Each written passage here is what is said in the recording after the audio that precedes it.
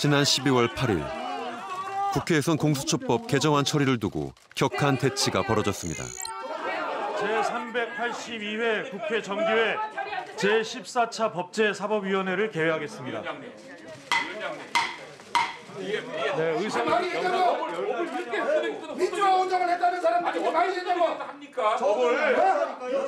국회법에 따라서 진행하고 있습니다. 또 뜯어고치고 또 뜯어고치고. 네, 백혜련 위원장. 조정이 안 됐다니까요. 아니 이게 뭐야? 안건조정위원회 심사 보고해 주십시오. 네. 심사 보고할 게 없다니까요. 네, 위원장 백혜련 의원입니다. 국회 소진화법 위반이에요. 재판. 법안을 처리하려는 여당과 막으려는 야당의 팽팽한 기싸움. 하실 분 없으십니까? 네, 전주혜 의원 토론해 주시기 바랍니다.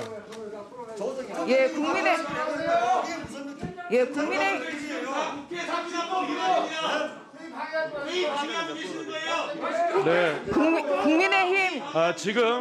지금 토론을 진행할 상황이 아니므로 토론을 종결하겠습니다. 토론할 수가 없잖아. 토론을 할 수가 없잖아. 이 법안에 찬성하시는 의원님들은 기립해 주십시오.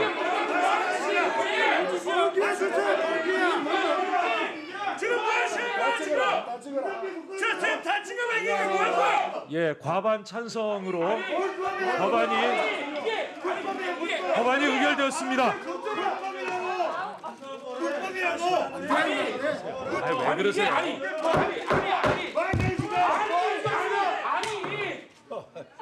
공수처가 분명히 안 될 것 같아요. 안건조정위원장 오늘부터 법사위 없습니다. 자, 가 이제. 안 들어가세요.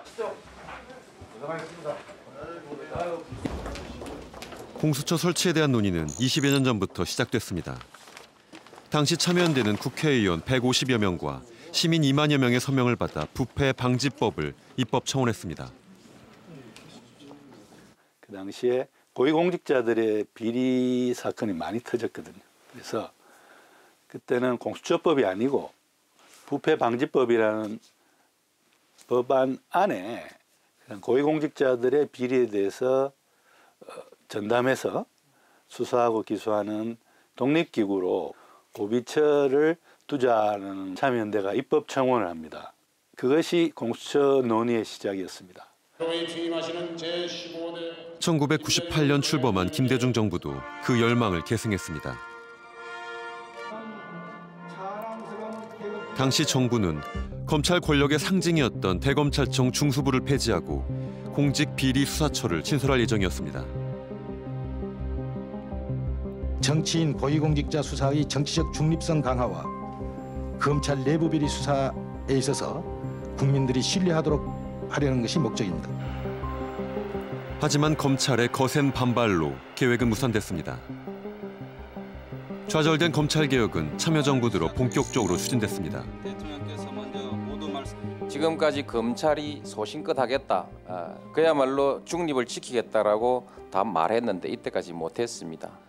바로 지금의 검찰의 상층부에 대해서 불신을 가지고 있다고 한다면 그게 크게 잘못된 일일까요? 인식해야 할 것입니다. 이번엔 국회가 발목을 잡았습니다. 노무현 전 대통령은 검찰 개혁과 함께 공수처 설립을 시도했지만 당시 한나라당 의원들의 반발로 실패했습니다. 20년 넘게 답보하던 공수처 출범에 강한 동력이 생긴 건 문재인 정부 들어섭니다. 그 어떤 기관도 무소불위의 권력을 행사할 수 없도록 견제 장치를 만들겠습니다.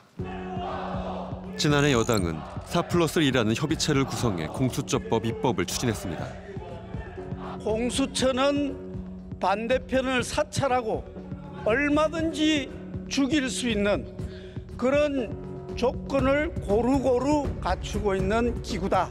어떤 국가기구, 어떤 수사기구보다도 정치적 중립성과 독립성을 가질 수 있게 설계되어 있습니다. 자유한국당 의원들은 마지막 보루로 무기명 투표를 주장했지만 그마저 부결되자 투표를 거부했습니다. 고위공직자 범죄수사처 설치 및 운영에 관한 법률안에 대한 수정안은 가결되었음을 선포합니다. 7월 출범 예정이었던 공수처는 야당의 비협조로 10월 말에서야 처장 선출을 시작했습니다. 관련 기관장, 여야 추천 인사 등 총 7명으로 구성된 후보 추천위원들은 한 달 동안 총 4차례에 걸쳐 회의를 진행했습니다. 하지만 50여일이 지난 지금 공수처장은 여전히 공석입니다. 추천위원 7명 중 6명이 동의해야 후보를 선출할 수 있지만 야당 측 위원 2명이 반대해 번번이 무산됐습니다. 어떻게든지 합의를 해보려고 노력을 했는데 아까도 말씀드렸듯이 검사 출신이 반드시 2명이 올라가야 된다. 라는 야당 추천위원의 강력한 주장 때문에 여야의 불협화음 속에 출범조차 하지 못한 공수처. 어떻게 다시 개혁의 시동을 걸 것인가? 아무리 수십 번, 수백 번 회의를 열어도 공수처장 후보가 나올 수 없다. 결국 정치권에서 알아서 해야 되는 문제다. 7분의 6이라는 그 조항 때문에 어쩔 수 없는 그런 한계를 가지고 있었기 때문에 이 공수처법 개정을 할 수밖에 없었던 것 같습니다. 더불어민주당은 공수처장 추천위원회의 의결 정족수를 변경하는 법 개정안을 발의했습니다. 7명 중 6명에서 5명으로 의결 정족 기준을 완화해 사실상 야당의 거부권을 무력화하려는 조치였습니다. 여당이 거대 의석을 앞세워 법에 정해진 야당의 정당한 추천권까지 없애는 것은 의회 민주주의를 허무는 폭거나 다름없습니다. 중립적이면서도 능력 있는 후보를 내세우면 됩니다. 자신들이 낙점한 후보를 거부하니 기다렸다는 듯이 야당의 비토권을 없애는 것이야말로 입법 독재가 아니라고 누가 말할 수 있겠습니까? 야당은 강하게 반발했습니다.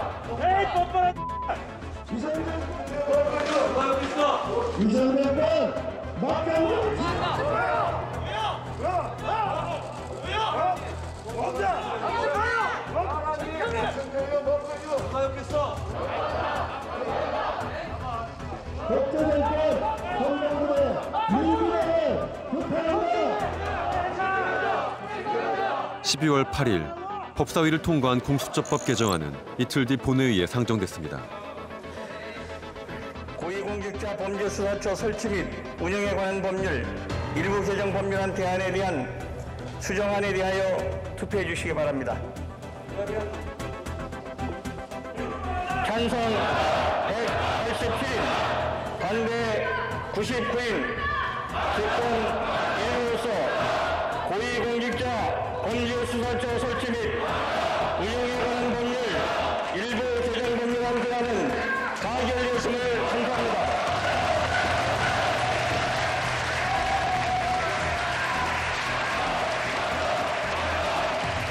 국제형사 사법공작법 일부 개정 법률안을 의결하도록 하겠습니다.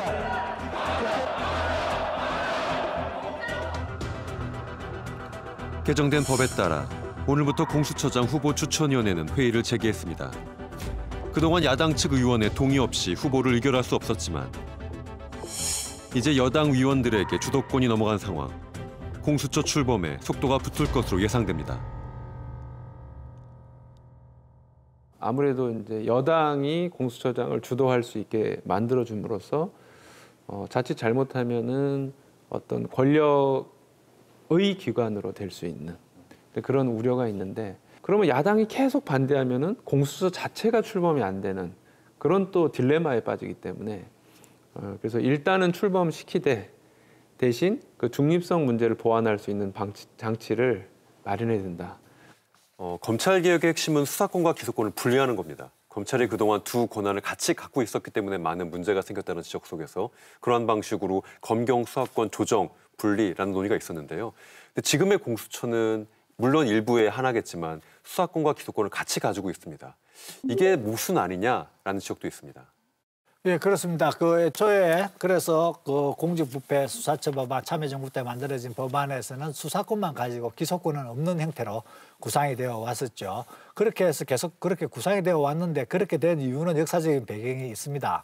왜냐하면 검찰이 기소를 안 해버리니까 자기 식구 봐주기 형태가 계속해서 이제 진행이 되어 온 것이죠. 그렇기 때문에 검사의 자기 식구 봐주기를 어떻게든 막아야 되고 검찰 자체 내에서 이런 부패 문제를 해결할 능력을 이제 보여주지 못한 그런 문제가 있었던 거죠. 검찰 자체 내에서 부패 문제를 수사하고 기소해서 처벌하는 그러한 자정 능력을 상실했다 이렇게 이제 본 것이죠. 그렇기 때문에 검사에 대한 수사 부분 그리고 검사에 대한 기소 부분은 일단 다른 기관에서 맡는 것이 좋지 않겠는가 하는 논의가 생겨나게 됩니다.